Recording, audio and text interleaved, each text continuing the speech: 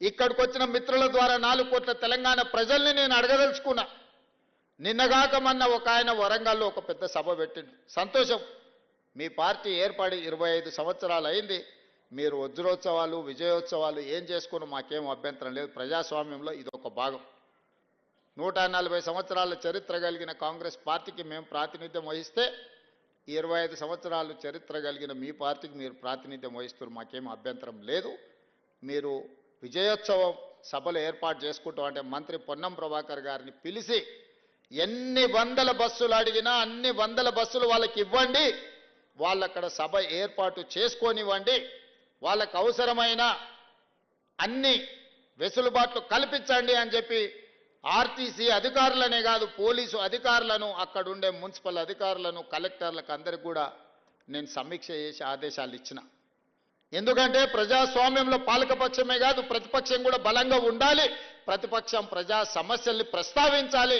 వారు ప్రస్తావించిన ప్రజా సమస్యల్ని మేము పరిష్కరించడానికి వీలవుతుంది. పరిష్కరించాలన్న చిత్తశుద్ధితోని వారు సభ నడుపుకోవడానికి సంపూర్ణంగా ఈ రాష్ట్ర ప్రభుత్వం సహకరించిందన్న మాట నిజం కాదా?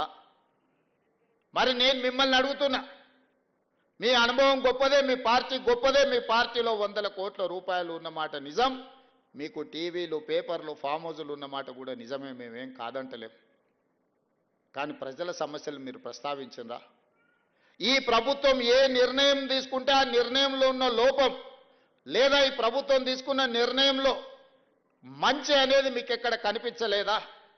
మీ అనుభవంతో మంచిని అభినందిస్తూనే ప్రభుత్వాన్ని భుజం తడుతూనే మా వైఫల్యాలను ప్రశ్నించి ఆ ప్రశ్నించడం ద్వారా ప్రజా సమస్యలను పరిష్కరించడానికి మీరు అక్కడ మాట్లాడి ఉంటే నిజంగానే ప్రజలు మిమ్మల్ని అభినందించి ఉండేవాళ్ళు.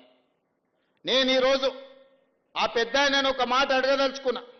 ఎక్కడైనా ఎవరైనా ప్రభుత్వ ఉద్యోగిగా ప్రభుత్వం నుంచి జీత భత్యాలు తీసుకొని దాదాపుగా 16 నెలల నుంచి ఇంట్లో నుంచి కాలు కదపకుండా జీత భత్యాలతో సహా అన్ని వసతులను మీరు అనుభవిస్తున్నారు కదా, ఇది ఏ చట్టంలో ఉందని నేను అడుగుతున్నా.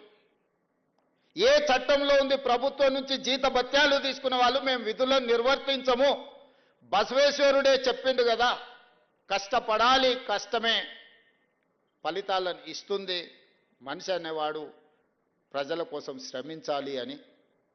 మరి మీరెందుకు ప్రతిపక్ష నాయకుడిగా హోదా తీసుకున్నారు? ఇప్పటి వరకు 65 లక్షల రూపాయల జీతం తీసుకున్నారు, బంగ్లా తీసుకున్నారు, కారు తీసుకున్నారు, వసతులు తీసుకున్నారు.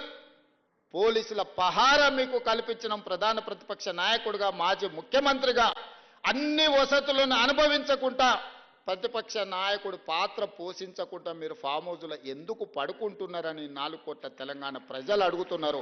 సమాధానం చెప్పాల్సిన బాధ్యత మీకు లేదా?